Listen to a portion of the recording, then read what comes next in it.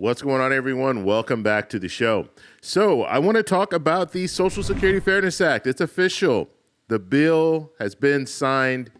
And so now we are anticipating what's going to happen next. So I want to walk you through the steps, how we got to this point, and then I want to show you the difference between WEP and GPO because some people are still asking me about that. And we're going to be talking about this for a while because we have to see how the Social Security Administration is going to roll this out and, the increases, what's going to be the average amount, as well as when are they going to roll it out, and then the retro, when are they going to send out checks when it comes to the retroactive pay. So that's what we're going to focus on in this video. But first off, you guys can do me a favor. Please like the video. And if you're watching this video and you want to see more content like this, please consider subscribing to the channel. And also go over to Blue Sky and follow me on Blue Sky. We just hit 1,000. I think we're at 1,100 followers. So we are moving right along. So thank you guys all for your support. I really appreciate it. So go over there. There'll be a link in the comment section. It'll be pinned at the very top. And I also have a feed on Blue Sky. That's the Social Security Fairness Act feed. So you can follow that feed. That way you'll see all the latest information when it comes to the Social Security Fairness Act. Okay, so first let's go ahead and take a look at where we've come from. Okay, so November 12th, that is when the House passed the Social Security Fairness Act, and they passed it 327 to 75. Then December 21st, that's when the Senate passed the Social Security Fairness Act, and they passed it 76 to 20. And then there was this little time period here, and people started to get a little nervous. I was one of them, starting to get a little nervous because the president hadn't signed the Social Security Fairness Act into law, and we were wondering, why is it taking so long? Well, it wasn't presented to him until December 27th. So then we looked at January 5th. Actually, January 6th was the initial date, and then they moved it forward to January 5th, and he signed it. And so now it's official. And so now I want to go over just who qualifies for WEP and GPO. I'm doing a brief illustration here, hopefully, because I still have people asking me the question, do I qualify? Do I qualify?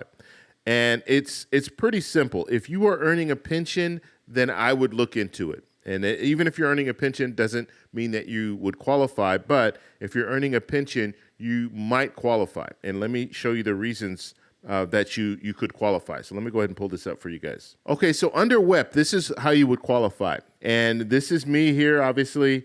And I worked 21 years. I worked in law enforcement, and so I paid into a pension. So this is my situation.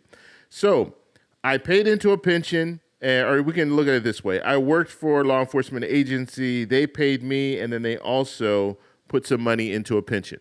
And that's the way that it worked for 21 years. And then I retired. I retired at 50, and now I'm collecting a pension. However, I'm still young, and I'm saying, you know what, I'm going to work. So I continue to work. I'm contributing 6.2% to Social Security right now. And then I'm also, because I'm self-employed, I have my own business, so I'm contributing another 6.2%. So 12.4% is going to the Social Security Administration and then going to the trust funds and then paying out benefits to people who are currently receiving benefits. So that's how it's working right now for me. Now, once I get over, because I'm not over the 40 credits yet, so once I get over the 40 credits or 10 years of full-time employment, then I will qualify for Social Security benefits. Now, in the past, what was going on is we had a thing called WEP, Windfall Elimination Provision. And what that did is that reduced my benefits because I was earning a pension. So because I was earning a pension, when it comes time for me to start collecting Social Security benefits, WEP would be in the middle of that, and it would reduce my benefits based on how much I'm receiving in my pension. And so that's what was going on in the past.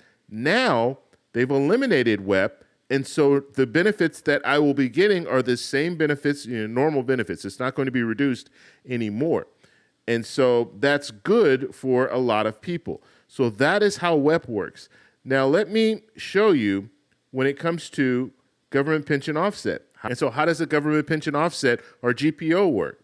Well, let's look at a scenario like this. And so let's say I worked state or local government and I was being paid by, let's say the same job. I was working in law enforcement. I was being paid, and then I had money going over to my pension. And then I retired at 50, and I started collecting my pension. Now, I never paid into Social Security, never paid into Social Security at all. But I was married or I'm still married and have a spouse who is working, and she is paying into Social Security. So she's paying that 6.2%, and then her company is matching the 6.2%. She's not paying into a pension. She's paying into Social Security. And then that money is going to the trust fund and then going out to pay benefits. Now, when she gets to the age where she wants to retire, let's say it's 67, then guess what? I qualify for spousal benefits. And so in this situation, even though I did not contribute to Social Security, I am still eligible to receive spousal benefits. And so in the past, GPO would get in between that. So let's say she starts receiving her benefits, and then now I qualify for spousal benefits, but GPO is in the middle. GPO will reduce those benefits based on how much I'm receiving in my pension. And so that's how it used to work. Now they've eliminated GPO, so that money, the spousal benefits, will come straight to me, and I won't see that reduction that GPO was doing in the past. Now, I know the first question that you're asking is, well, why are you getting Social Security benefits if you never paid into Social Security? Well, guess what? It's more common than you think. Look at a scenario like this. Let's say I was a stay-at-home dad. I never worked. I never paid into Social Security. I never paid into a pension. But I was married, and my wife contributed to Social Security, and then that money went over to the trust fund and then came down and paid out benefits. Now, when she reaches age 67 or reaches the age where she wants to retire, she retires, she starts collecting Social Security benefits. But guess what? I qualify for spousal benefits. And so I could start receiving spousal benefits just based on the fact that she worked and she contributed to Social Security. So this is a scenario. This is a pretty common scenario where you have people who didn't pay into Social Security receiving Social Security benefits. And another scenario, let's say I outlive my wife. Now I'm eligible for survivor benefits. And so if we come back up here and look at GPO, when it comes to survivor benefits, GPO would reduce those benefits as well.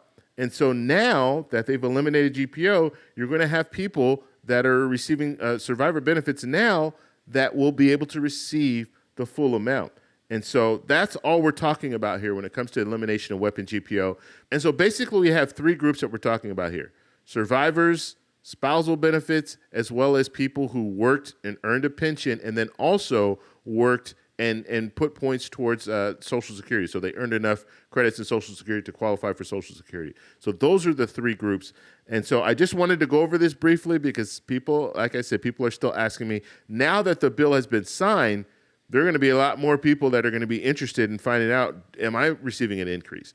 Now, one place that I'm really going to be focused on is the Social Security Administration. How are they going to roll this out? What information are they going to put out there about this? And we should be hearing something hopefully pretty soon when it comes to how they're going to start rolling this out. Now, because we have a changing of the guard, so because President Biden will be leaving and President Trump will be coming in, we might see a little delay there because they're going to have to get all their things in order. And when it comes to the Social Security Administration, you have a new head coming in, and they'll probably have new leadership and all that. So we might see some delay when it comes to getting information out. And so that's where we are right now. Just wanted to give you guys a quick update. If you guys have any questions, let me know in the comments below. If you like this video, please give me a thumbs up. Please subscribe for more, and I'll talk to you in the next one. Bye.